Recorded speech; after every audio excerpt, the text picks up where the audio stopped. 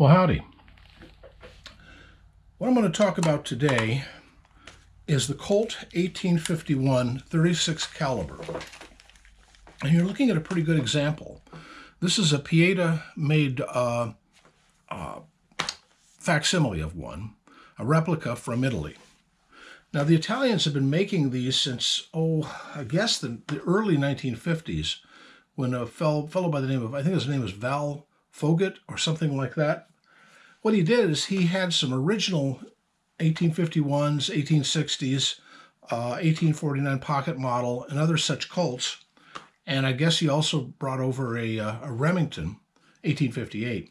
But anyway, he brought them over to Brescia, which is the Italian city known for making guns. And he showed them to some of the gunsmiths there and said, "Can you guys make me some of these? I could sell them on the American market." Well, at the time, a small company, I think it was Dixie Gun Works, or maybe their precursor. I'm a little vague on the history of that part of the story. But many companies picked up this. Today, only two are left, Uberti and Pieta. And I forget, I think Beretta bought one of them, and the other, I don't know who owns the other one. But you know, consolidations in any industry.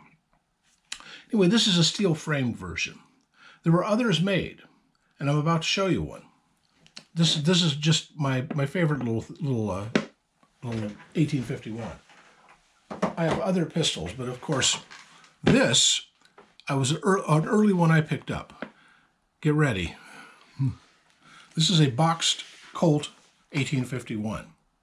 As you see, it contains the Colt letter that was inside, some caps, powder, the mold for making both the round ball and the conicals, as you can see.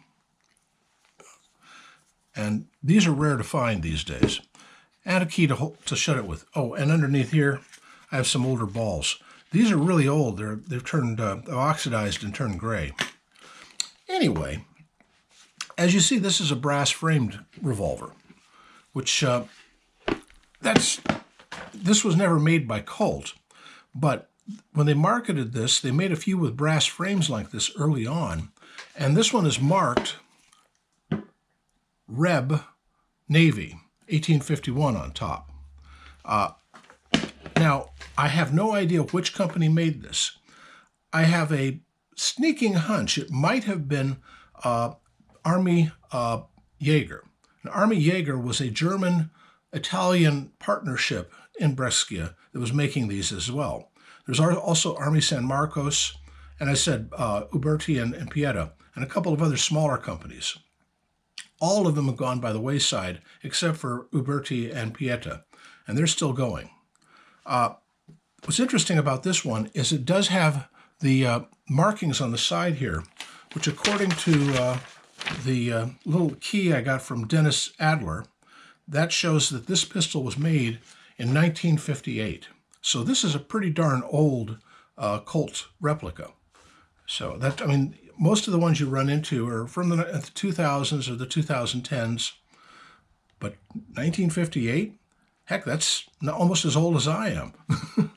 But it works fine. I've fired this. It's a solid pistol, but it is a brass frame, which brass frames, well, they call it stretching, where over time pins and stuff in here get a little bit elongated, and the thing will not time right.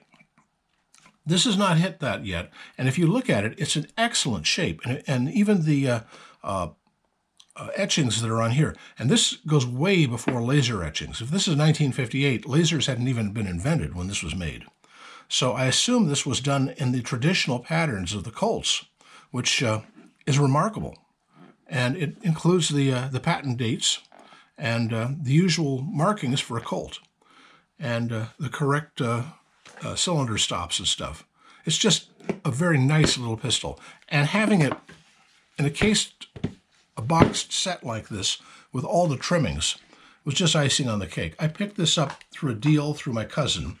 He knew somebody who had one and was short on money and was selling it at a rock bottom price, and I couldn't say no. I just couldn't say no. It's just too gorgeous. Anyway, that's me gloating today